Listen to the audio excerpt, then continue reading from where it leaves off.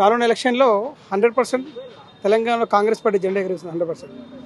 ఎందుకంటే కాంగ్రెస్ పార్టీ రావడానికి గల కారణాలు కూడా ఏంటంటే టీఆర్ఎస్ చేసిన మోసాలు, అన్ని అబద్ధాలు, బూటపు మాటలు, ఎస్పెషల్గా ఎస్సీ ఎస్టీ బీసీ మైనారిటీ మోసం చేసిన టీఆర్ఎస్ పార్టీ. దాన్ని బేస్ చేసుకొని ఇప్పుడున్న ప్రజలు ఏం ఆలోచిస్తారంటే 2 సార్లు గవర్నమెంట్ ఫామ్ చేసినాం, మాకు ఏమి న్యాయం జరగలేదు, అన్ని అబద్ధాలు చెప్పి తన ఫ్యామిలీ స్వార్థం కోసం మాత్రమే, తన కుటుంబమే బాగుండాలి, తన కుటుంబానికే పదవులు రావాలని చాలామంది ఉద్యమకారులకి, విద్యార్థి నాయకులకి, అలాగే పార్టీని 2001 నుంచి పార్టీ కోసం కష్టపడే హర్నిశలు కష్టపడ్డ నాయకులకు కూడా 100% టీఆర్ఎస్ పై నష్టం జరిగింది.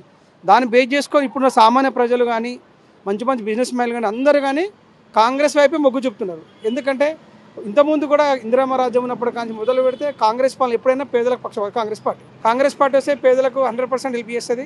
బేసిక్గా చెప్పాలంటే కాంగ్రెస్ పెట్టిన 6 గ్యారెంటీలు చాలా బాగున్నాయి. అది సామాన్య పబ్లిక్ మామూలు ప్రజలు అర్థం చేసుకుంటారు. వాళ్ళకు సిలిండర్ పైన కానీ గృహలక్ష్మి ఇవన్నీ కూడా క్లియర్గా సామాన్య ప్రజలకు అర్థమైపోయింది.